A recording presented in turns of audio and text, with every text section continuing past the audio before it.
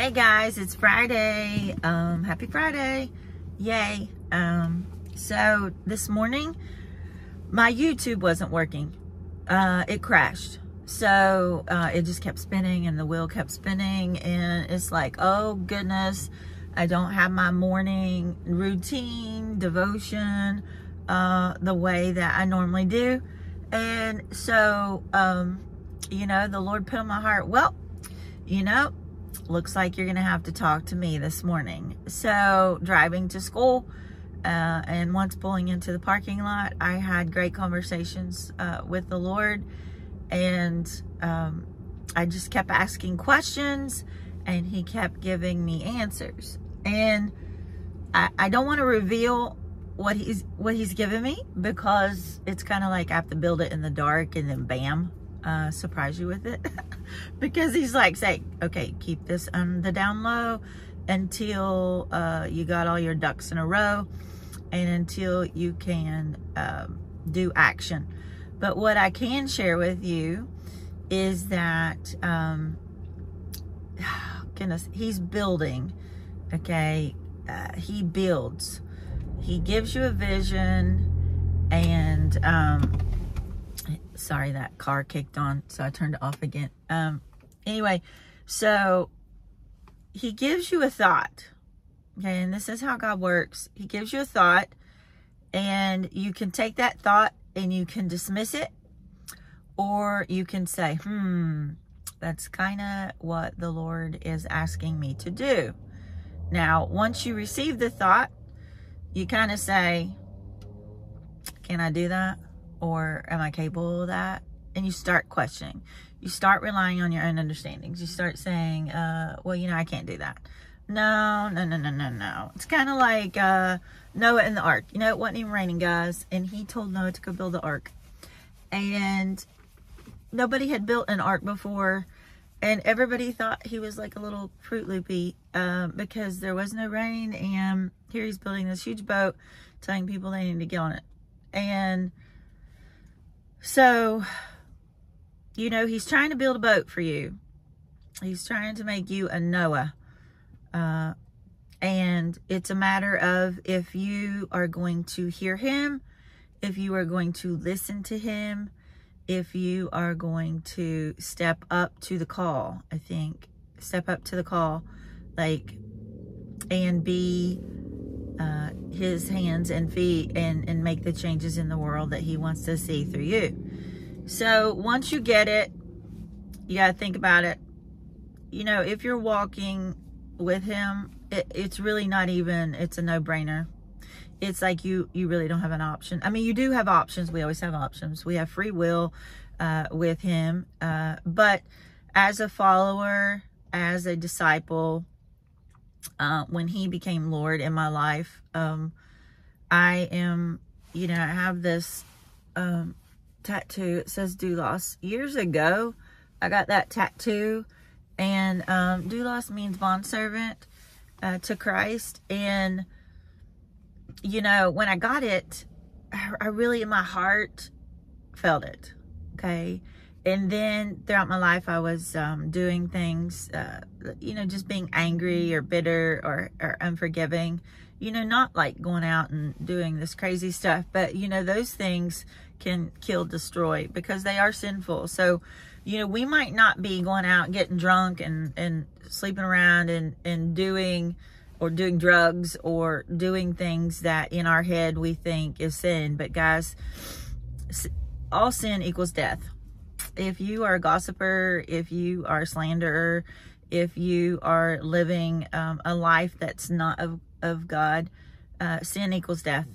And it will eat your soul up, and it will cause you to feel defeated. And that's the enemy has you chained in bondage, and you're definitely not walking in freedom. So, I don't know where I got off on that at. Oh, okay, the tattoo. Well, when I got the tattoo, my heart was in the right place, and I would look at it often, and I would just feel ashamed that I had that tattoo, because I'm like, man, I got the tattoo to help me, a visual reminder of how I'm supposed to act, of what I'm supposed to feel, And but I didn't wear that tattoo proudly. I kind of like hid it, you know, with a bracelet or something like that, because when your life doesn't reflect your mouth, then that's a problem.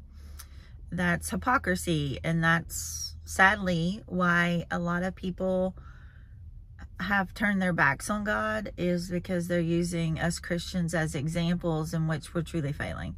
So so I didn't wear that tattoo with I don't know, no, I don't want to say pride, but I just didn't honor it maybe with my life. So I really am at a place in my life that I'm honoring that in my life, and I am trying 100% to walk in obedience. I'm still a human. I'm still a sinful person.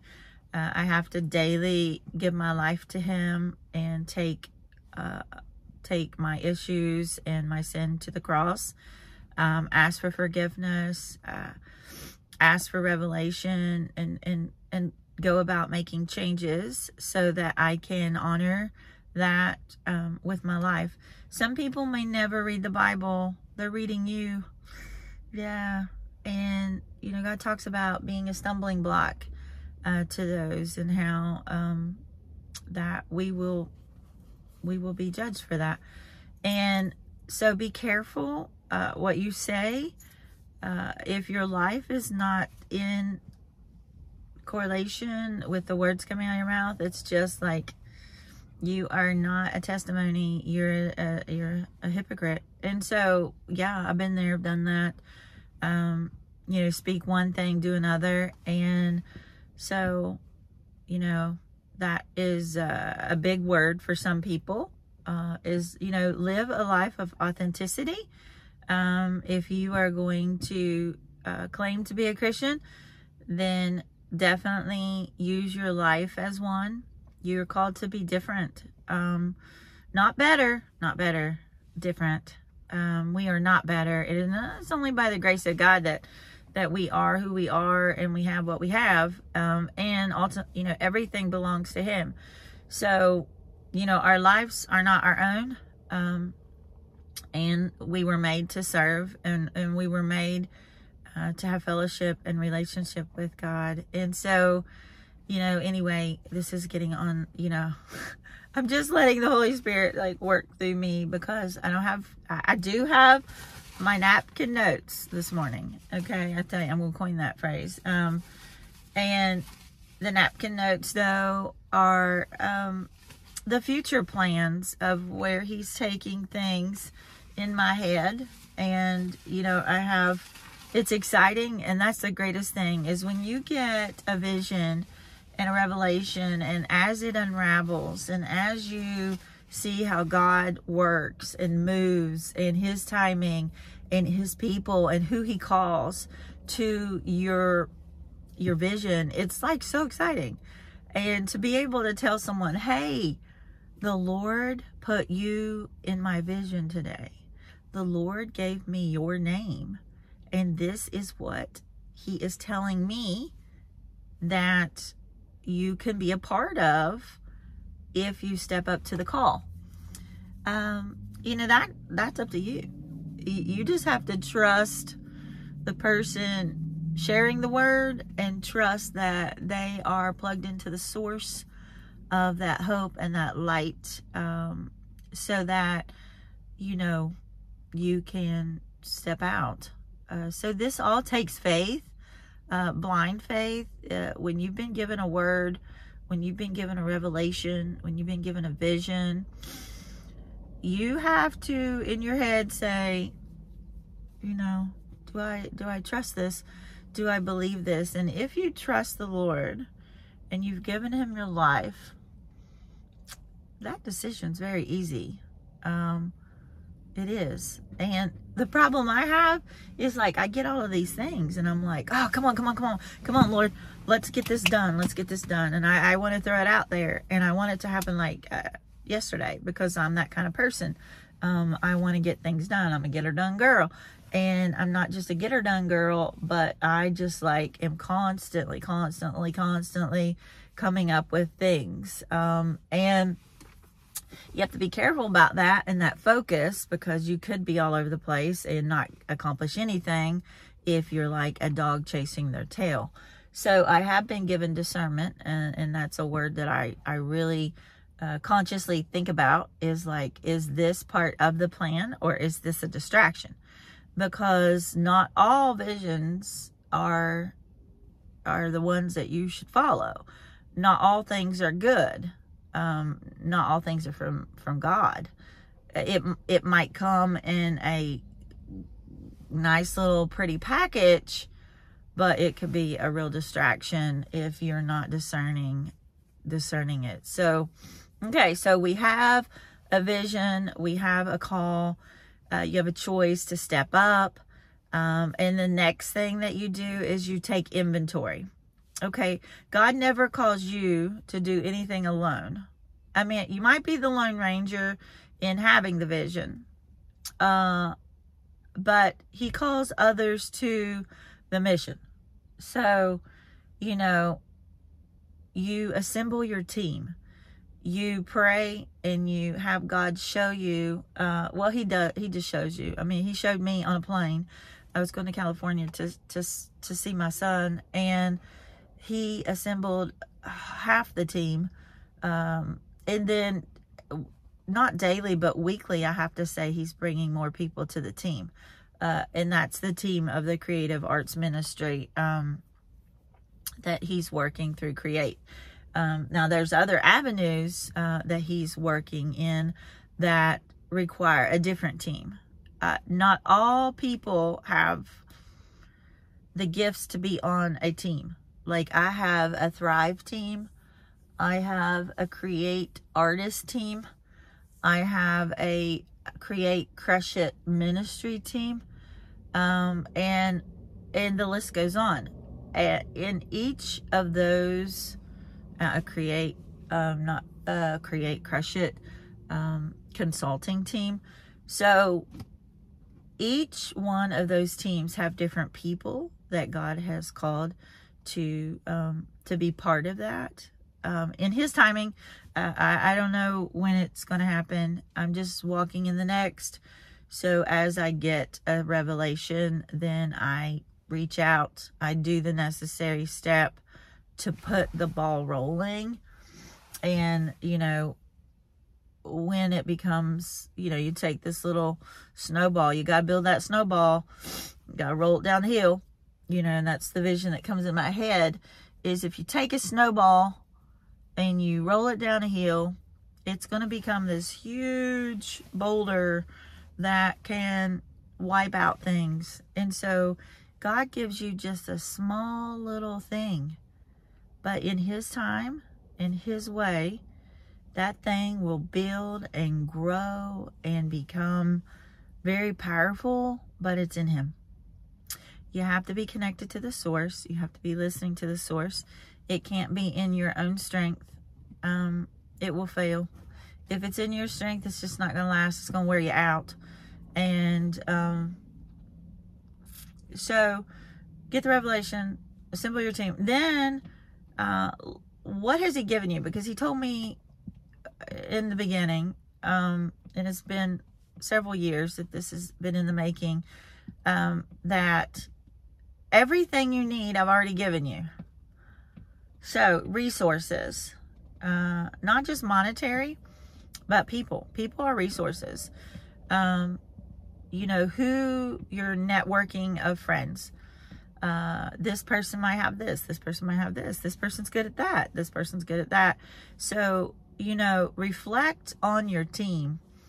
Who is surrounded throughout your life that you have encountered that can step up or help elevate you, or give you a platform to create, you know, this mission and vision into the world. And so once you know those things, like you see the clear vision, you've discerned it, you've done an inventory on yourself you've done an inventory on your means, like your, not just monetary, but like your networking of people, then you just got to ask God, okay, where do you want me to start? How do I do this? What do you want me to do?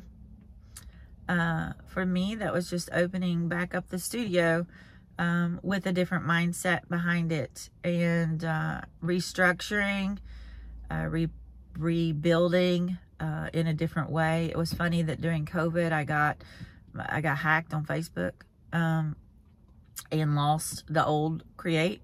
But that's okay, because God's brought about a whole new, and that old, really, the structure and the foundation was on me, which is sand. It wasn't on him, the rock. And so now that I'm building on a very solid structure, him as my co-pilot, my co-partner, and, you know, he's building it stronger. He's creating community. He's creating wholeness. He's creating transformation, and he's creating hope. And so I pray that as you receive word from God, that you don't just sit in it, that you act on it, and slow down. Okay, I might have been at a different place earlier on in my life. Like, I'm 55. I think, oh my gosh, all the time that I wasted, if I would have just had all of these years to build what he's given me, oh wow, I'd be crushing it. But, you know, I didn't have the knowledge, and I didn't have, you know, and the thing is let's just reflect for a minute, because we that's our first thought is, oh, I wish I would have, or, oh, if I could only go back. You know, guys, if I went back to a younger age, I wouldn't have the networking. I wouldn't have the wisdom and knowledge from all the lessons in life. So there is no way that I could complete this mission, because it wouldn't have any content. Okay? It takes all of the crap, all the experiences, all the wisdom, all the failures, all the hurt, all the, you know, all of that to complete the true thing that he wants to do in your life. So no beating yourself up, you know. I have this thing now, Butterfly Evolve. You know, first, before, you got to merge. And Beth had shared Butterfly Merge. I evolve, because it's a process, guys. Becoming what God has called you to do is a work. Sometimes the work is hard. You have to labor, but it's so rewarding. You will every day wake up to the sunshine, even in the rain. The storms come, but they don't knock you down. You just still see the light. And my words to you is seek the light, walk in the light, be in the light, always in the light. Darkness cannot come and keep you captive if you are in the light. Okay, so hope you have a wonderful Friday. This is definitely not the direction in which I thought my Friday talk would go, but here you go, and have a great day. If you like this or this has spoken to you, then please share it and pass it on to others. Have a great day. Thanks.